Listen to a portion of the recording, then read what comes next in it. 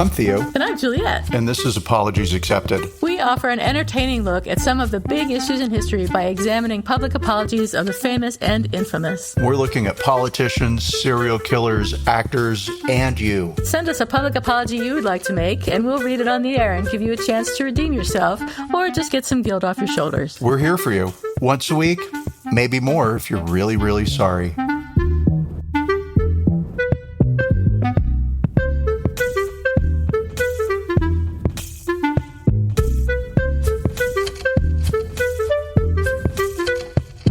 Hi, everybody. This is Apologies Accepted, the podcast. And I'm not Theo today, and I have not been Theo for the past few weeks that we have been away. And I'm not Juliette because I didn't go to Manhattan and I didn't go to Arizona and New Mexico. I've just been boring and at home. You went to Big Bend. I did go to Big Bend. Yes, that is my what's shakin' bacon. So everybody, tell us all about it. We've been away for a few weeks. Juliette was selfishly traveling the globe. I was heroically ill with bronchitis for 9 days. And then I went on vacation for 4 days with my friend Kristen, and we had a blast. I'm not an outdoors person. I appreciate the beauty of outdoors, fine. I can walk a mile or two without bitching too much, right? But my idea of fun is not like, oh, let's go on an 18-mile hike. And I met a lot of those sorts of people in Big Bend or in a national park. Shocking to find people who enjoy hiking, out hiking, but that's where they are. Yeah, and so I'll say, like, I have a new appreciation for state parks and the outdoors. Thank you, outdoors. Nice. And it was a pretty conventional, like, we drove around through the park, we saw rocks, we saw cacti, we saw a little bit of wildlife, right? We did I call it a paddle trip, and that is not what it is called. It is called a canoe trip down the Rio Grande, and the river was probably about 6 inches deep most of the way, 3 inches across, and it serves as the border between the U.S. and Mexico, right? And so we crashed into the Mexico side so often that we almost started a war with Mexico.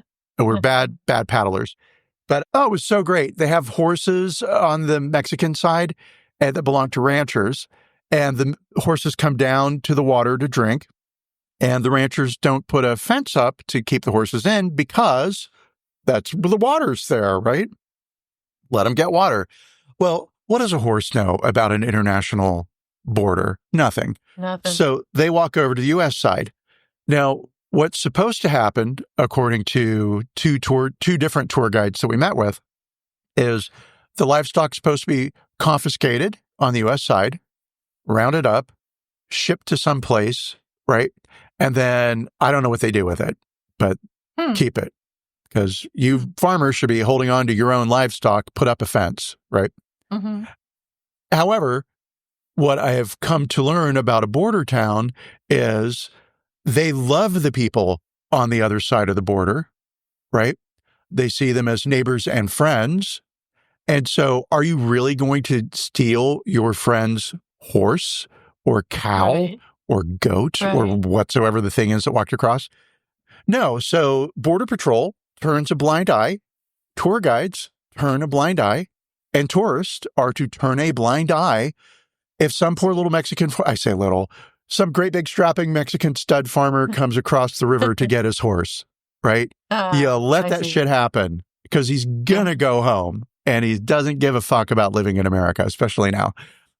Right. So all that was cool. And I'll make this the short story. So we saw all that, but really the whole point of the biggest thing that happened to us was we ran out of gas in the national park. And it was my fault. And how was it your fault? Because I trusted in technology. And so, and I have a picky car. So we woke up in the morning and got into the car, and we knew there were 2 gas stations in town. We stayed at this town called Terlingua, right? Mm-hmm. Very small town, very deserty. Imagine any Clint Eastwood Western. That's the vibe, right? Except it's filled with kind of like cool hippie people.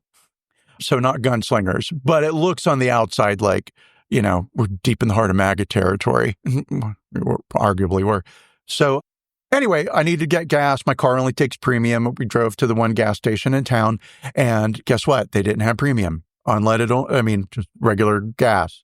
And I was like, you seriously pay attention to that? I had a car that only took premium, and I never once put premium in it. So I do pay attention to that because... Interesting. I didn't know it was a thing. Well, so your car will run on regular gas, unleaded, whatever, right? On the low, I don't know, 86. I don't know what these numbers are. I just always go for the premium because my car, the owner's manual says, use premium, right? And specifically, they list Shell gas station. Use Shell premium. It's the best, is what they say in the owner's manual, right? How much does Shell pay for that? I don't know. But all right, cool. So I was like, I can't put this gas in my car. We'll have to drive to the other gas station. And we went there, and they also did not have premium, right? Oh, no. And I was like, oh, well, fuck. We're going to have to go to this town that's called Alpine, and that's 50 miles away. And I've got 60 in my tank. If we got 60, we can go. Cool. Right. So I asked Siri, the GPS, and it's routing us through Big Bend, the national park. And I was like, this must be a shortcut. And Kristen, who is very smart, very patient, very loving most of the time, said, no, it's in the other direction. And I was like, well, the GPS is saying, and it had, I blew the map up and it said we were going to Alpine. Kristen's like, no, it's in the other direction, but okay. So it's her fault because she said, okay. We get to the gate, we buy a ticket, $30, right?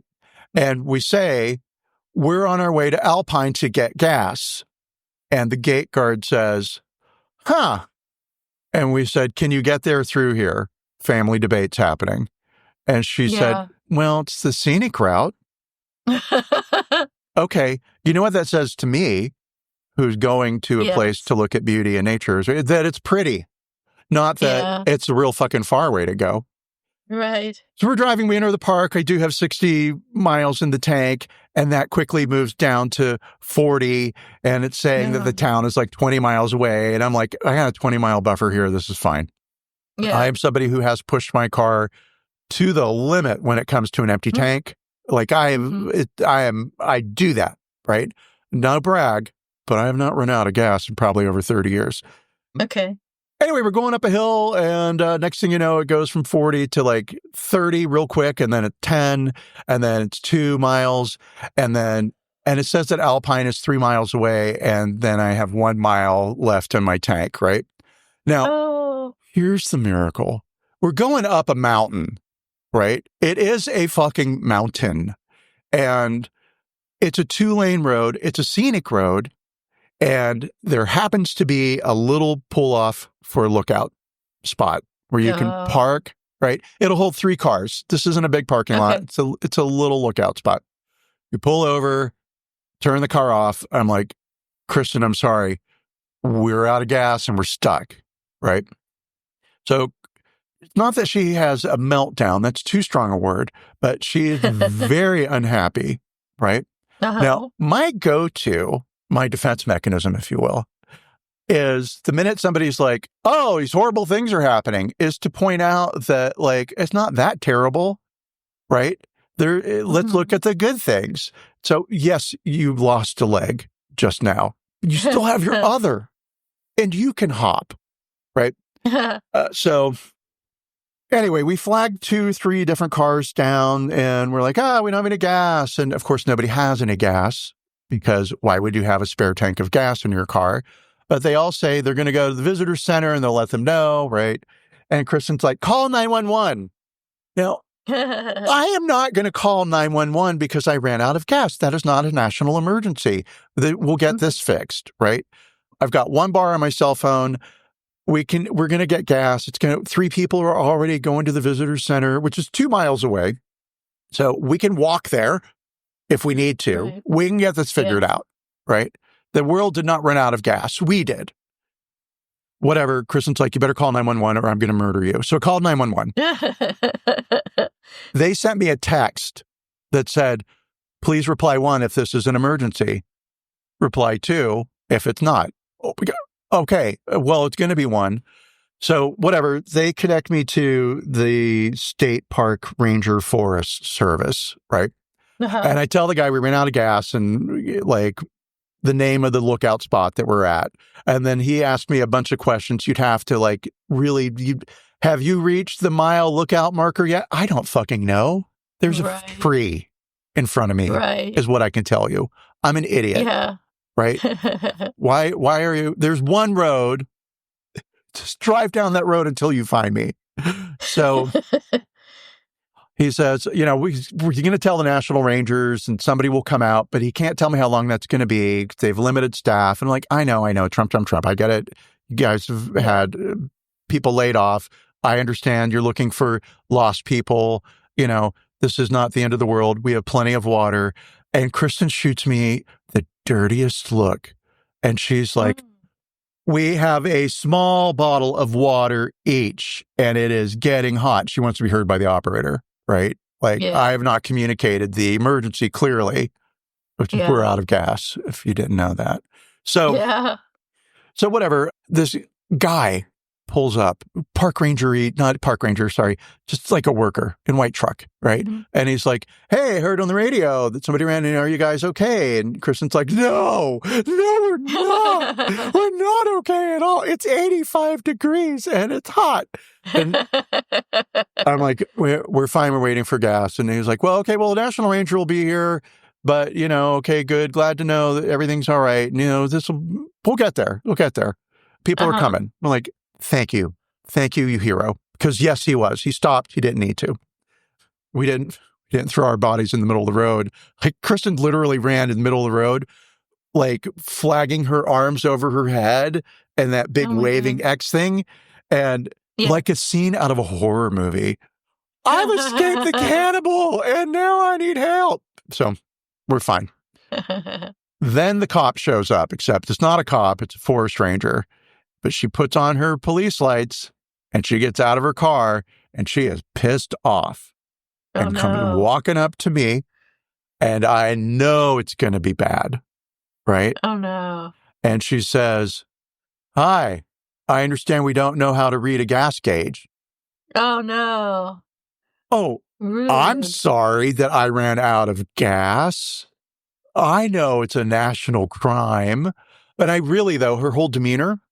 Yeah. I was expecting, 1, I'm going to get a ticket for taking up park resources over something stupid and preventable. 2, it's going to be $300. 3, well-deserved. Yes. Right? Now, I did not go into that park not knowing what my gas level was. And I also did not enter that park without asking your staff employee at the ticket counter, who probably gets 1,000 questions a day. Are there water fountains in the park? Do you guys have cherry Coke? Right? Where's the bathroom? Right. She's going to get all... Do you have squirrels? How many squirrels are in the park? Right? All that bullshit. So it didn't come in here blindly, stupidly, right? But I also get it from her point of view. Who runs out of gas? Yeah. Nobody. Right? We all have digital readers now that tell you've got 30 miles, right? Whatever. So... Right. She then proceeds to hand me a list of tow truck companies. Now, as a member of AAA, as somebody who knows how to use the internet, right? I'm a little surprised that you're wasting your time, officer, by driving out here to hand me a piece of paper. Really, you should have just sent a text message, because they had my cell phone number, that said, heard you ran out of gas, here's a list of services. Right? But she was taking so much pleasure in telling me that I was fucked. Right? And, fucked means I'm going to have to wait a day, maybe, for a tow truck driver to get out there with a gallon of gas. So whatever. I know she's not going to help me. I completely disengage. I take the piece of paper. I say, thank you, turn my back, and I walk away. And then I call AAA. Right? Because I'm not going to call all 5 of these service stations. I'll call AAA. Let them call. Right? Right. call AAA, blah. They send, it takes 1 minute and they're like, yeah, somebody's going to be out there. They'll be out there soon. Cool. Nice. Kristen and the cops start fighting. Oh, and when I say no. fighting, I don't mean fighting. I mean, the cop picked the wrong person to fuck with. Oh, no. They picked Kristen, and she was not in the mood, and she wasn't the one. And so the cop said to Kristen, because mind you, again, I'm disengaged. There's no help. She's enjoying this, right? Mhm. So I'm not going to let her enjoy my misery anymore. Kristen doesn't have that same mindset. So the Kristen's like, hey, can you take me to the visitor center and just let me sit down in the air conditioning and like, we'll be able to manage it from there. But, can I go somewhere safe? And the officer said, no, you'll have to hitchhike. And now Kristen was wearing flip-flops, right? Because our plan was not to go hiking in the fucking park. Our plan was to go to Alpine and get premium gas for my precious, precious car. So Kristen says, no, I have hiking shoes in the car with me. These are not my only pair of shoes. And the officer says, well, then I guess we're good, and turns around and leaves, right? So then Kristen says, it's probably about 5 minutes later, Kristen says, all right, AAA said they're sending somebody. You better follow up because nobody's able to do their job today. We fully expected that the park ranger service would show up with a cup of fucking gasoline. Because it turns out that and everybody knows this, except for me, because I don't live in the national park, that there was a gas station 7 miles away inside the park. Oh, wow. Yeah. But that didn't get mentioned, right? So cool. Because worst case, I could have hiked 7, whatever. So we're sitting there. I know Kristen's pissed off. I'm going to call AAA, and rightfully pissed off. I'm not like, Kristen, you're bad. So I call the tow truck company because I know which tow truck company AAA has sent out. And a woman answers and she's like, oh, yeah, I accepted that call, but I accepted it without knowing we don't have any drivers available until after 6 p.m. tonight. Oh, my God. It was 1:30 in the afternoon. Oh, my God. Now, mind you, if you're me, great. I'm going to have to wait 7 hours. Okay, that's that. What's my other fucking choice? I don't have one. Yeah. Right? Hiking to this 7 mile away gas station would have taken 2.5, 3 hours. So whatever. Yeah. Okay, cool. This has turned into a long story. So they're not coming after all. And I'm like, okay, I will be complaining to AAA. Thanks for not helping and putting me in a worse situation. And I hung up. Not even 30 seconds after that, the worker who had stopped for us originally pulled back up and got out of his truck, and I'll probably get him in trouble for telling this part of his story, but he had a gallon of gasoline in a milk jug. Oh, my God. And an empty Coke bottle with the bottom cut off, right? And a rag. And he said, hey, I'm not supposed to do this. I'm doing this in my off time, but wow. Here you go. I heard on the radio that she handed you a slip of paper. And we were like, here's all of the money we have. Here's our firstborn child. We could not thank him enough. He wouldn't take a dime, right? Wow. And he was like, pay it forward. And I'm like, nice. Not only are you a good guy, but wow, you're like a hero. Yeah. Then we spent the rest of the time in Terlingua because there's only 200 people in this town trying to figure out who he was. So we walked into a pizza place, right? It's owned by this cool lady named Mallory. It's called The Long Draw. And she used to work in corporate America. And then she quit. And she and her husband moved out to Terlingua and bought this pizza place. And they're making a go of it. And it's real successful with locals and blah, blah, blah. And Mallory was like, no, I don't know. And we described this guy who's quite distinctive looking. So once you hear the description, you know if the guy or not. And she was like, no, I don't know him, but everybody comes in here, so I'll see him one day. So we left $40 with Mallory to give him and pizza from the gas people, right? And Mallory said, oh, believe me, we will all hear this story.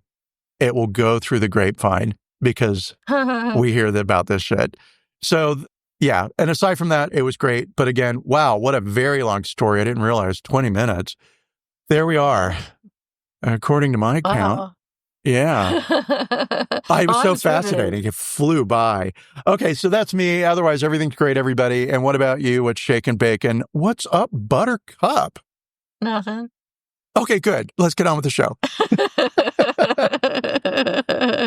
I went to Arizona and to my little house in the border town where it's 90% Border Patrol people, it seems like sometimes. And I was expecting, you have to, when you drive back from this border town, it's 2 hours south, more or less 2 hours, an hour and a half south of Phoenix. And when you drive back up to Phoenix, you have to pass a Border Patrol checkpoint station. And I was expecting all sorts of bullshit from them because of Trump. But the only thing they asked me was if my dog was an American citizen. So. Oh, come on. That's cute. All right. You go, Border Patrol. Yeah. And then I went to New Mexico and to Silver City, where there's another little house there that I can stay in. And my cousin lives there now, my cousin Gwen. And we hung out for a while. We went hiking, which I didn't want to do at all. And I was probably not very gracious about it, but she wanted to show me the area around the town where the house is. And, because there's hiking trails all around there. And she's like, you have to see this. It's a whole other view of the area. And I was like, all right, whatever. And, she was out, isn't this beautiful? I'm like, it's trees and dirt. But it was nice. I mean, it was fine. So we went hiking. We went out to dinner. We drove to Pinos Altos, which is another little town, very tiny, tiny town, where they have a saloon that has been around since, I don't know, the 1800s. And William Randolph Hearst used to live in this town, and it's where he made all his money mining for gold before becoming famous and rich, or it's how he became famous and rich before he became famous and rich doing other things. So we saw the church that he built, I think, and a bunch of stuff. And I went to Sonic. I've never been to, the only Sonic I've ever been to is in this town in New Mexico where I go to, and that's the only time I ever get to go to a Sonic. So it's like one of the highlights of my trip. I don't know why I don't even really like Sonic that much, but for some reason I'm like, yeah, I can go to Sonic and get a big lemonade slushy drink. And so I did that. But it was a nice time. And then I came back, and that weekend that I came back, I went to New York for the weekend, and I took some tours just because I was not all that familiar with the area I was staying in. I usually stay in Midtown, and this was near Union Square. And it was a nice hotel, and I wanted to get more familiar with the area sort of around there. So I took a walking tour of Greenwich Village, and it was pouring rain and like 28 degrees. But it was really interesting, and Greenwich Village is very pretty and very interesting. And even still, now that, it's only rich people can live there, it's still very pretty. And another tour I took of Soho, Chinatown, and Little Italy, which was also very interesting, but not as pretty as Greenwich Village.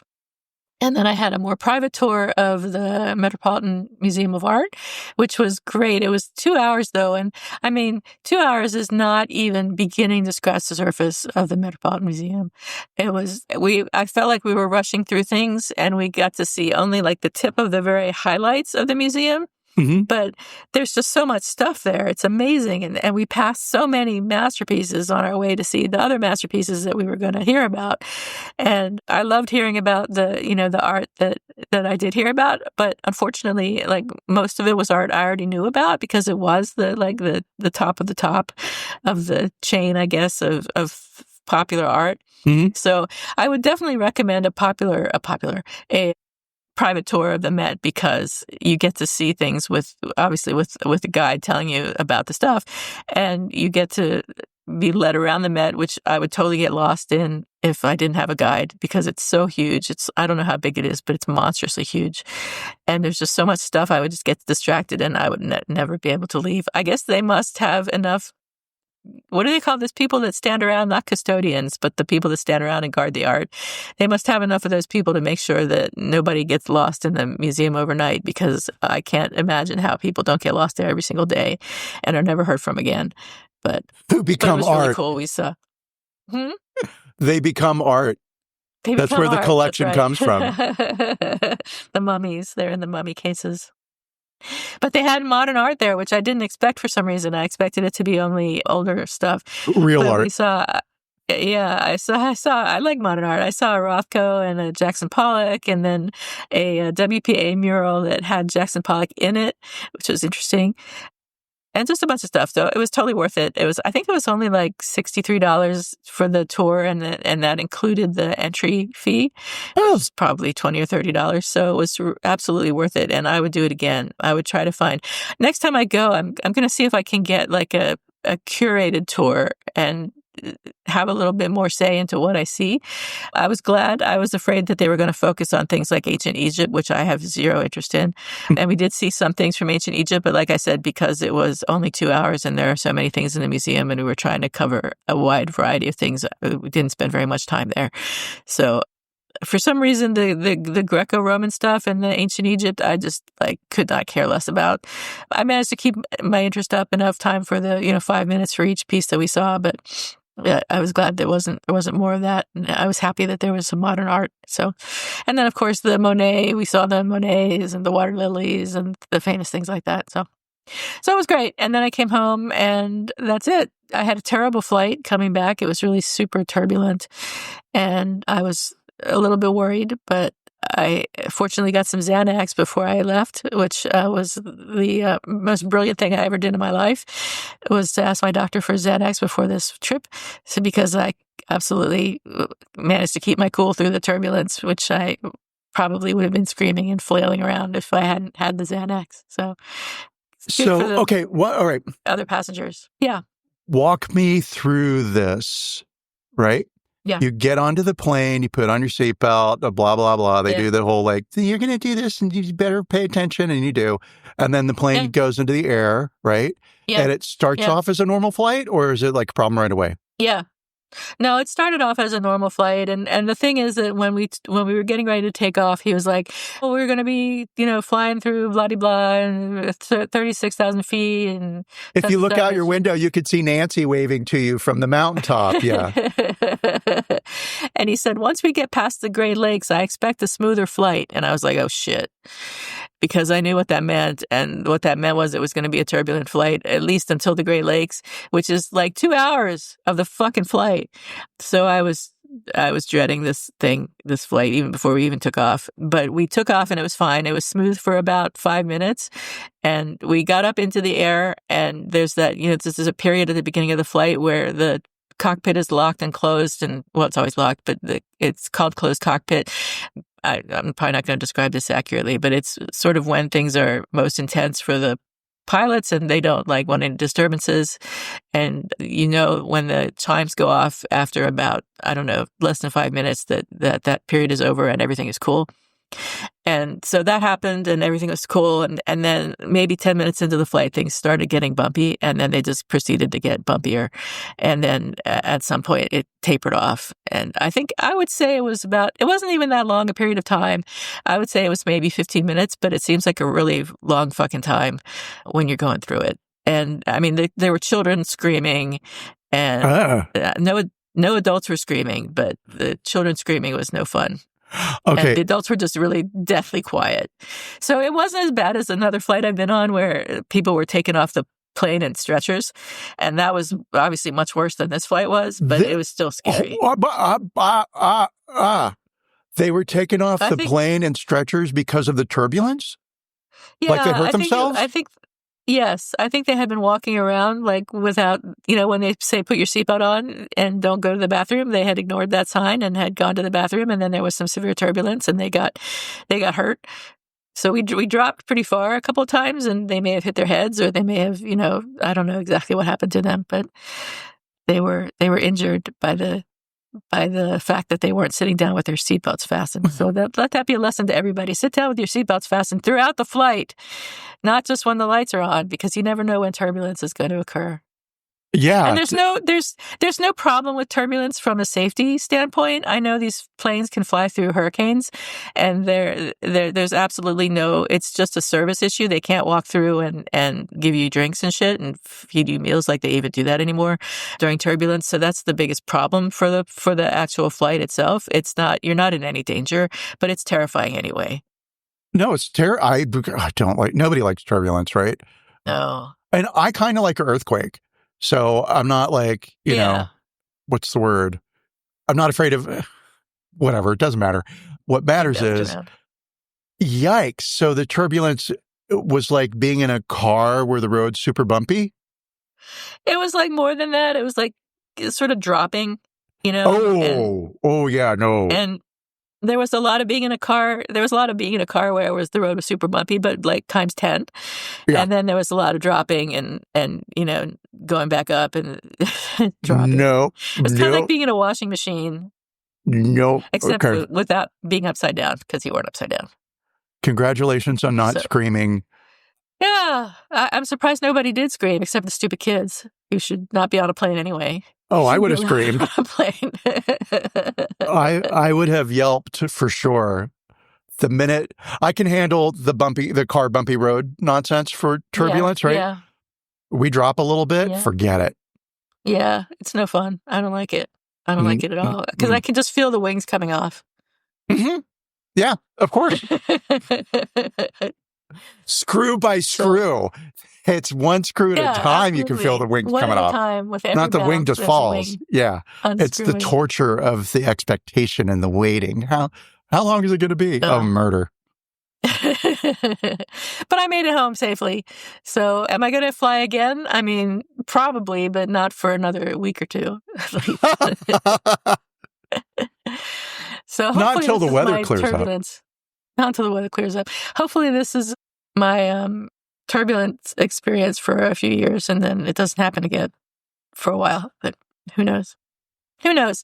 So let's talk about our apology this week. How about that? Yeah. Speaking of turbulence and run-in with the cops, there's a nice little segue. Yeah. I just made that up. That's a good one. So creative. Yes. Yes, let us. Let us. So People magazine reports that Haley Joel Osment, who's been in a surprising number of things since he shot to fame as the psychic kid in The Sixth Sense, is apologizing after using racial slurs against a police officer while being arrested earlier this month. Haley Joel Osment is 37 now, which seems really young. I would have thought that The Sixth Sense was longer ago, but I guess he was really young when he made it, so he's still young. I mean, 37 is not young in the scheme of things, but it's young compared to me, for example. So anyway, he was arrested and booked for alleged public intoxication and possession of a controlled substance at a ski lodge in Mammoth Lakes, California on Tuesday, April 8th. Have you ever been to Mammoth? No, I've been to Big Bear. I haven't been to Big Bear. Is it nice? I mean, it's outdoors and there's rocks and trees. So, no. I mean, yes, yes, it is. But I'm more of a wine country person than I am like a cabin in the woods. And I don't ski, right? Do you ski? Yeah. No. Yeah, I don't ski. I would never want to ski. I will ice skate. No. Right? I can't ice skate. My ankles are too weak or whatever. I can't on ice skates. I know. Well, you can watch me ice skate. All right. We'll ice skate in New York next Christmas. And by ice skate, I mean I hold the fence and shut my eyes and walk around. No, it can't go backwards. But anyway, yeah, so he's in a rich person's ski resort. Yes, Mammoth Lakes. On April 17th, the Mono County District Attorney's Office said in a statement that he was charged with possession of cocaine and disorderly conduct. He issued an apology, which we'll talk about a little bit later, for what he said while he was being arrested. And as a bit of background or context, I guess, his house was destroyed in the Eden Fire in January in Altadena, California. And he's been under a lot of stress. He's been living with his sister. I'm not sure where his sister lives, but he and his father, who also lost his home in the fires earlier this year, have been living with his sister. And he said that he went to Mammoth Lakes to give his sister some privacy. So he took his dogs and went up to Mammoth Lakes and got drunk and got in trouble. But when he got arrested, he was saying things like, I'm being attacked. And when they asked him for his name, he said, I'm an American. And the police searched him and found a $20 bill and put him in a police car. And then they unfolded the bill, the $20 bill, and found a mysterious substance inside. And it was later discovered that the substance was cocaine. So was it in his wallet? Was it in a pocket? Why this particular $20 bill? I don't know. I'll never know the answers to these questions, but I'm just curious. The body cam footage that was taken at the arrest also shows one witness telling an officer that Osment was drinking at a nearby bar and he got cut off after he spilled a drink, and that he became aggravated and argumentative and tried to get on a ski lift, but the employees obviously could tell that he was drunk and called police. And then later body cam footage from inside the patrol car, Osment can be heard in the police footage chiding an officer. "I've been kidnapped by a fucking Nazi," he said, before telling the officer, "You wish you treated me nicer." Later, he says an anti-Semitic slur, which starts with K, at the officer and starts laughing and says, "You're going to regret this." The Mono County District Attorney's Office confirmed that it had charged him with 2 misdemeanors, like I said, for disorderly conduct involving alcohol and for possession of cocaine. And he's set to be arraigned later this year at the Mammoth Lakes branch of the Mono County Superior Court. So disorderly conduct in California is generally, this is interesting to me, is generally a misdemeanor and can result in up to 6 months in county jail and fines up to $1,000. A conviction may also lead to probation, community service, or mandatory counseling. And for cocaine possession, simple possession is a misdemeanor, carrying up to 1 year in jail and fines up to $1,000. But many first-time offenders may qualify for drug diversion programs, allowing them to avoid jail times if they complete rehabilitation. However, if the individual has prior serious convictions, possession can be charged as a felony, which leads to up to 3 years in jail and fines up to $10,000. So that's my story about Haley Joel Osment. And apparently this isn't his first brush with the law. He's been arrested for, I think, public intoxication before, and I think he had to go to rehab and attend AA. And I'm not sure if he has any previous drug charges. I know he's not been convicted of possession of cocaine because I asked Copilot, and Copilot said no. And I was surprised to find out cocaine is a misdemeanor. I know, right? I was really surprised. I mean, I guess that's what happens when you legalize marijuana. All of a sudden, everything else becomes less scary. I wonder if that's what happened. I don't know. I thought, I have a very 1980s mindset when it comes to cocaine. It's like, it's so fun and real expensive. But I thought that was felony. You're going to jail for life. Like, good fucking luck to you. Serious. Maybe it's just California that's so not lax, but there's so much cocaine in California. We can't throw everyone in jail forever. Yeah. Yeah. Maybe it's that. Maybe. Yeah. Boy. No, this is going to suck for him, I have the feeling, because of his prior run-ins with the law, even though some of those were as far back as 2008. There was apparently an American Airlines incident. Really? Yeah, in Vegas. I don't know the year, but when I was reading through news articles about this, somebody referenced McCarran Airport, whatever it is, in Vegas. McCarran, yeah. And so apparently he got to the airport and missed his flight, and then had one of those moments where that was everybody else's fault, and how dare they? Oh, yeah. And then they couldn't rebook him fast enough on a flight that was going to make sense for him. And he became rather belligerent, and they called the police. Nobody mentioned that he was intoxicated at that time. We don't know about that one incident. But yeah, there was that. And then there was another arrest that did involve alcohol and did involve going to AAA. AAA? Ha! Yeah. Going to AA. And so he may not come through this one with a slap on the wrist. He may actually get some shit thrown at him. Yeah, I guess the AAA didn't stick. No, it didn't. AAA. But, oh man. Oh, yeah. So I didn't know that he lived in Altadena, because why would I know that? Yeah. He's not like really on my radar. But my friend Chelsea, whose house also burned down, lived in Altadena. Oh, no. Yeah. So I'll have to ask her now if she knows Haley.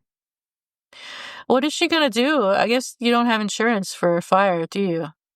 So I don't know in great detail, but I do know that in terms of moving forward through life, yeah, she's renting a place right now and is going to hop around Southern California and find the next town she wants to live in. And it's kind of like, what's my vibe? I've done the border lines of LA close to Pasadena. I think arguably it's like one block outside of downtown Pasadena, but maybe somewhere else. So she's going to be at a beach town for 6 months, and I'm like, that's such a great way to deal with this. Like, okay, well, maybe I might like to be a beach girl for the rest of my life, or maybe I'd want to live in Silver Lake. So she'll be doing that. Nice. Well, good for her. Yeah, but in terms of money, I don't think she got any money or made any. Nobody made any money. Yeah, that's terrible. Oh, all right. Well, we wish everyone the best of luck who lost their homes in the fire. The apology. So let's talk about the apology. Yes. Osment says in a statement shared with People magazine on Thursday, April 17th, I'm absolutely horrified by my behavior.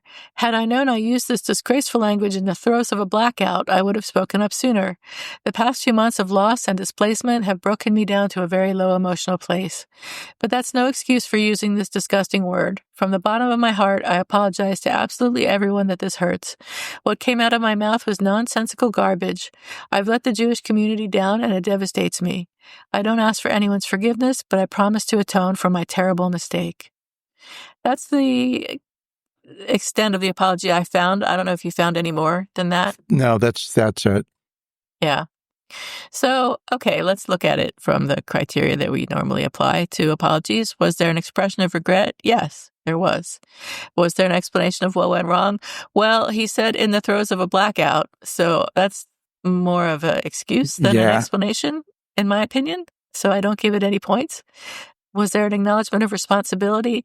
I think so. He didn't try to blame it on anyone else, but he did say that he was in the throes of a blackout. So that's kind of avoiding responsibility, saying that he was drunk and he didn't mean it. Yeah.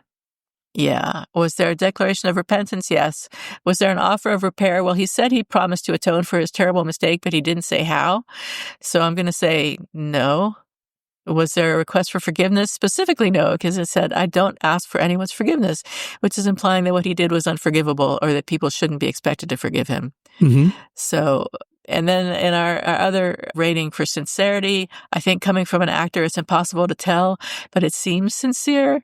It's not a perfect apology, but it does seem to me to be heartfelt from at least what I can tell, or he's a very good actor. And so what I rate this is I'll give it a 3.5 out of 10. What do you think? So I was anywhere between a 2 and a 4 and settled on 3. Initially I was going to go with a 2, but I do believe that he's sincere, right? Okay. So I will say a good solid 3. Okay.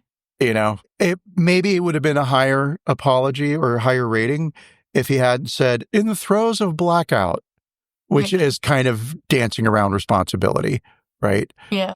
It's amazing how many times I have been crazy drunk and have yet never used a slur. Yeah. And even so, it's not like it's someone else's fault that he was in a blackout. I mean, that's his own responsibility. Yeah. So whatever you say in a blackout is your fault, basically. Yeah. I'm the same person I am when I'm drunk as sober, and so drunk me is as responsible for what happened as sober me. So that's an average of 3.25 out of 10 that we've given him, and we vote that it seems sincere. I would not accept this apology. What do you think? So the sincerity is what's getting me, and so I would accept it. Yeah. But I would also say, hey, Haley, let's look at what got us to that point. And you can atone for it by dealing with those issues, right? Sorry you lost your home. Sorry, I can't imagine how terrible that must be.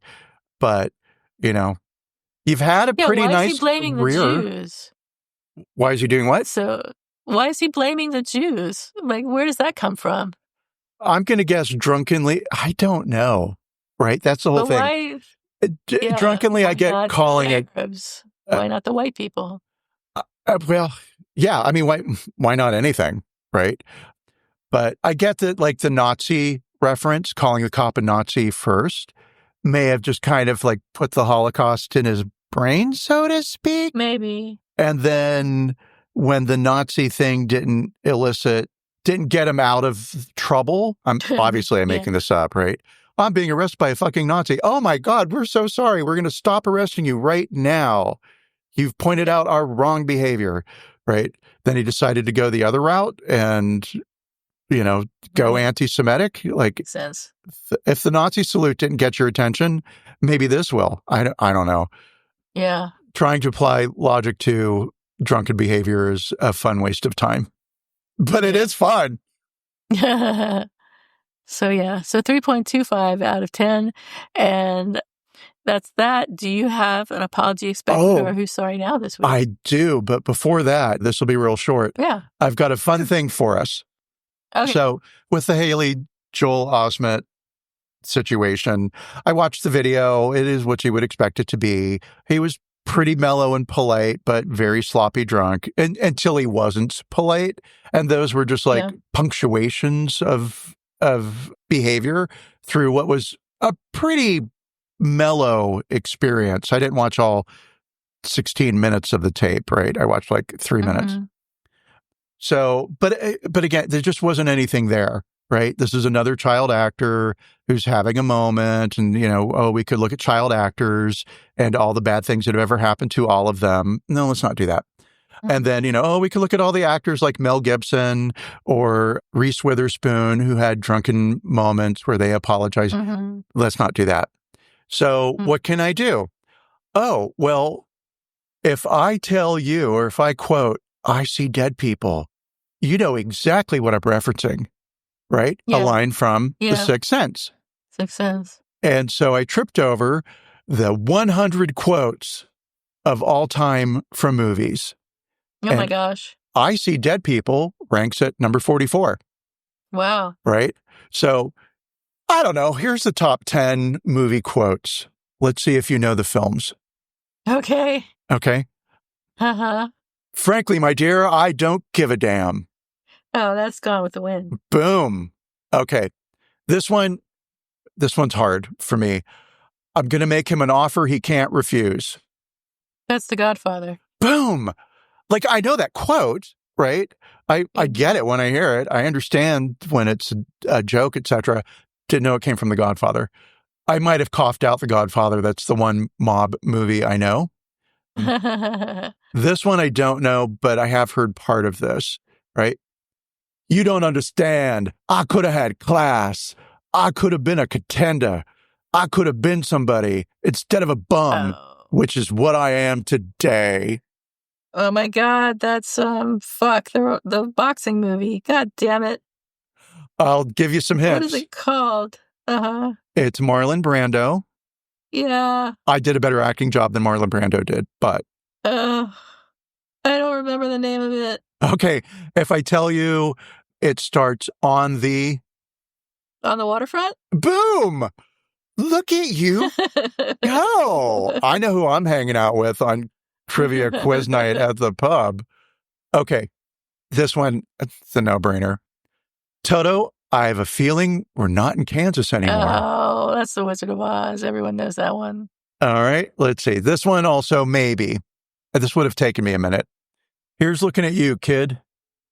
That's Humphrey Bogart. Yeah. I don't know which movie. Casablanca. Casablanca. From 1942. It's almost 100 years old. Gotcha. Okay. This one, you'll know who. Go ahead. Make my day. Oh, that's Arnold Schwarzenegger. No! Boo! You're off the team. Boo. It's not Arnold Schwarzenegger? It is not. You're thinking, My Day? Hasta la vista, baby, I think is what you're thinking of. Go ahead, make my day. Clint Eastwood. From the movie Sudden Impact. And it's the sixth most... I've never heard of Sudden Impact. Important quote. I don't know if they're important. Movie quote. This one, maybe. Like, all right, Mr. DeVille, I'm ready for my close-up. That's what's her name, and I don't know what movie it came from. Exactly. Wait. It's no, it's the movie about that woman. God. She's not famous anymore. She used to be famous, and they made a Broadway play of the movie as well. and it starred Glenn Close. It's named after a very famous street in LA. Oh, yeah, Glenn Close played Norma Desmond, I think. I don't know what it was called. Oh, you do? We've driven down that road. We've had drinks on that road. It's in Hollywood. Sunset Boulevard. Sunset Boulevard. Holla. I should have known that one. I should have absolutely known that one. All right, Oh let's my see. God. Well, this one will redeem you. You'll know this one. Maybe. May the force be with you. Oh, for God's sake. That's Star Wars. Okay, good. I was so hoping you were going to say Close Encounters. I would have been like, all right, this one, I have heard it. I couldn't tell you anything about it. Fasten your seatbelts. It's going to be a bumpy night. I have no idea. Betty Davis, All About Eve from 1950. Yeah. I'm like, really? That's the 9th most important movie quote of all time? All right. Wow. You talking to me? Taxi Driver. All right, let's see. We've hit the top 10. Let's see if E.T. Phone Home is 15. Wow. Rosebud. That's the quote. That's the movie that's about William Randolph Hearst, Citizen Kane. Very good. You got it. Let's see. Scrolling for anything fun. Bond. James Bond. Number 22. Any James Bond movie. There's No Place Like Home. We already did that one. I know. No, we did. Toto, I have a feeling we're not in Kansas anymore. Oh, it's the same movie. There's No Place Like Home is number 23. Oh, this one's great. I Am Big. It's the pictures that got small. Got small. That is also Sunset Boulevard. Yeah. I will save you that. See Meryl Streep in that role. That's a good one. Maybe she played it on Broadway, but I think there was a movie remake. But I may just be thinking that. Or whatever. It doesn't matter. Clearly, I don't know. I'm walking here. Taxi Driver. Midnight Cowboy, but Dustin Hoffman. Oh, shit. Oh. I Want to Be Alone. Greta Garbo in a movie called Grand Hotel from 1932.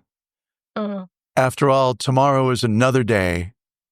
That's also Gone with the Wind. That is also Gone with the Wind. Yep. And so we'll just, like, there's 100, so I'm not going to do all 100. Super fun. So Casablanca is the most represented film. Gone with the Wind and The Wizard of Oz are tied for second. Sunset Boulevard, A Streetcar Named Desire, The Graduate, and Jerry Maguire each have two of the most important. Maguire. I know, right? I'm King of the World. I just said that. That's not a movie quote. No, that's... It is a movie quote. The 100th most important movie quote. Titanic. Titanic? Uh-huh. Said by Jack Dawson, played by Leonardo DiCaprio in the movie. I think I'm thinking of a different movie. I wonder what... Nobody Puts Baby in a Corner? That's the stupid movie with... You can't call it that stupid movie. Dirty Dancing. Dirty Dancing. You got it. So anyway, yeah, so that's what I gravitated towards in all of this because of the line, I see dead people. And it was like, let's have some levity. Let's have some fun. And I'm actually surprised at how much movie trivia I would have thought, like, I know you're super smart. So some of that you may have as reference in your brain, but I was really surprised by how much you really knew. Thanks, I guess. So let's do our apology expected or sorry now. What have you got? I have apology expected. Expected from Gail King. It will be coming. She went on that space flight with Blue Origin space flight with Katy Perry. And there's been a lot of backlash against this PR stunt. People are, and I get it, right? Because they come back down and it's a whole, we have been changed. We have touched mankind from above. We see the world from an elevated sphere, right? Ugh. And, okay, fine. I'm glad you had a good time. You went on an amusement park ride for 11 minutes. Yeah, exactly. Right? Gayle King said, this is a direct quote, "I have a hard time referring to myself as an astronaut." That's because you're not a fucking astronaut, bitch. You went in space. Sorry to call you bitch like that, but, more like person, lady, right? And so she responded to the backlash. And what's being reported is, and this was unfortunately recorded, is a line where it says, "Have you been to space?" Yeah. Not a good look. Because no, number one, I have not been to space. Number two, if I had the money to go into space, I would not spend the money to go into space. Yeah. I'm afraid of heights. So that does not sound good or important to me at all, right? No. Didn't even really go to space. They just went super high. To the borderline of the atmosphere, whatever you want to be in space, that's great. You had weightlessness, that's great. Fantastic. I'm glad you had a wonderful time. But it's not the most momentous thing to ever happen to womankind. No. Right? No. Which is ridiculous. How they're kind of presenting it. Like, we're so inspiring now. And it's like, okay, I wouldn't have cared one way or the other. Cool that it was the first, I don't know if it was the first all-female space crew in space. I believe that actually happened in 1969, 3, but whatever, right? And that's, I never thought about that. I know I could Google this right now, but it's more fun to not know the answer. Right. So anyway, and I get that this quote, "Have you been to space?" has been taken out of context. And Gayle King seems to think that people are not inspired by her trip into space because they think that going into space is a waste of time and money, that there's nothing important to happen in space. And Gayle, that's not it. It's the whole let them eat cake. Yeah. Rich people coming down and saying how, great it is to be rich is not a good look. And there are different things you could have done to inspire mankind, right? Yeah. Build a children's hospital. There's one. Oh, seriously. How much do they pay to go and quote space? The minimum down payment was $150,000, and that was a down payment to hold your spot. Whether or not Gayle King paid or Katy Perry, I don't know who paid or didn't pay, right? And Blue Origin, while the premise of it, or the idea behind it's not the premise, whatever. The point of Blue Origin is that one day Bezos wants to just take all of the garbage in the world and fire it into space. And throw it into space. Just ridiculous. Straight into the sun and incinerate it. And God, what could go wrong with that plan? Nothing, right? So whatever for that. God. And then space tourism. And so, and space tourism is for people who can afford it, which is not most. No, definitely not. So that's my apology expected. I anticipate she will be releasing yet another statement next week. And as a failed PR agent, I would just be like, Gayle, just not say anything. Yeah. You're not going to beat the world up into being inspired by you. Just let it go. Yeah. What about you? Who's sorry now? Apology expected. Well, I apologize in advance to Brent for this because he asked us not to do any more political stuff, but I had to do this one. So the apology is expected by Donald Trump from Harvard. He wants Harvard to apologize for anti-Semitism, which doesn't make any sense, but White House Press Secretary Carolyn Leavitt also doesn't make any sense. But she said Harvard should apologize for the blatant anti-Semitism that occurred at their campus towards American Jewish students without providing any information about what actually happened. The Trump administration froze $2.2 billion in federal grants to Harvard after the university rejected demands to comply with new government-imposed conditions. These demands included eliminating diversity, equity, and inclusion programs, screening international students for ideological concerns, and conducting audits of viewpoint diversity among faculty and students. Harvard's president, Ellen Garber, firmly refused, thank God, stating that the university would not surrender its independence or relinquish its constitutional rights.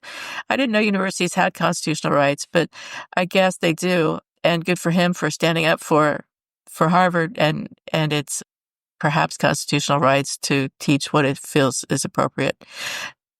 So I don't know. I don't really know why Trump wants Harvard to apologize. I think there's something behind it that I don't know about, other than their refusal to eliminate diversity, equity, and inclusion programs. It was the Palestinian protests, the student-led Palestinian protest on Harvard campus, and Harvard's response to those protests, right? Oh. And so yeah, right? So, of course, free speech for me, but not for thee. Right. Yeah. Yep. Thank you. I knew you would know. You're so smart. Well, it's because I'm not paying attention to news, but all I do is pay attention to news. It's awful. Really bad. So, yeah. I am also trying not to pay attention to news, but I'm actually not. And there is no point in paying attention to news. You and I were having a private conversation pre-show, and I had mentioned that it seems like the administration is regime really is the word that we should use. Wannabe regime is what they are. Yeah. And it does seem like they are starting to weaken, and it's only going to happen because they are stupid. These are stupid people doing stupid things, and they're doing them fast. And this whole Harvard thing, right? So attorneys for Harvard, and let's repeat those words again, right? Attorneys for Harvard. So they're not fucking stupid attorneys, right? Right. These are smart people. Harvard has graduated 8 U.S. presidents, right? Harvard was in existence before the United States. It was founded in 1620. It's older than America, right? Yeah. So, powerhouse, source of powerful people, right? And so they were talking with Trump's new, I don't know if it's a department, I don't know the word for it, right? But it's the anti-Semitic czar. And they were having a very productive week-long conversation over the phone about things Harvard needed to do in order to show how sorry they were and how much they love Donald Trump, right? And that's essentially what it is, in my opinion, before Trump starts crying and sues me. Fuck you, dick. So then somebody high up in the administration and 3 other high up people in the administration sent a letter to Harvard. Now, the letter was always going to be sent. There was conversation between the attorneys about, well, we're going to be, the Trump administration will be sending you a letter, but here's really what we want. Here's really what we need. You need to do this. You need to do that. Blah, blah, blah. Harvard's like, well, okay, we really want that $9 billion in funding that you're threatening to hold from us. So we're willing to do this. We're willing to do that. Then they get this letter, and the letter tells them basically what they can teach, what classes they should be eliminating. It wasn't even get rid of DEI. It was, here's your new viewpoint in critical thinking. Here's what we need you to start force feeding people. And Harvard said, oh, no, sorry. We know who we're dealing with, and it's Donald Trump. He never does anything that he says he's going to do. He will backtrack in a hot second. And the minute you let him step on your toe, he will fucking kick your head in if you're dumb enough to let that happen. But he's a big baby and a big bully, and if you just stand up to him, he will fucking buckle. And so there we go. That's Nancy Pelosi called me to complain about this, and I was like, Nancy, I'm washing the dishes right now. Sorry. But yeah, there'll be some more of this. But I think eventually we're just going to get to a point where Trump decides he's just going to coast and live jail-free for the rest of his life. And shut up and back down. His need to be loved supersedes his need for love and attention is stronger than his need to be in control. Maybe. We'll see. See. The minute iPhones become $3,500 a phone, his MAGA base, the minute the layoffs hit them, right? And it's coming. It's coming. Yeah. The trucking industry already has been laying people off because there's less imports coming in and there's much less exports going out. That has a direct impact on transportation. So, yeah, whatever. I'm going to preach now. I need a political podcast where I can just scream into the microphone. That's it. We're going to shut up. Politics expected. So, all right. That's good. Thank you very much. That's it for this week, I believe. And we will see you all next week, as far as I know right now. So stay cool, cucumbers. And don't trip in outer space, you potato chips. Bye, everyone.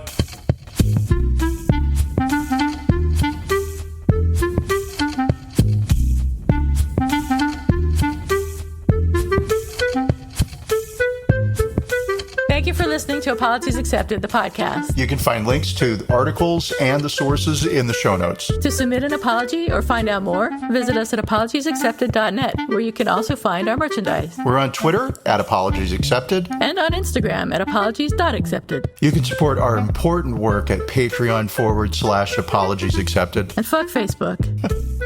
Bye. Bye.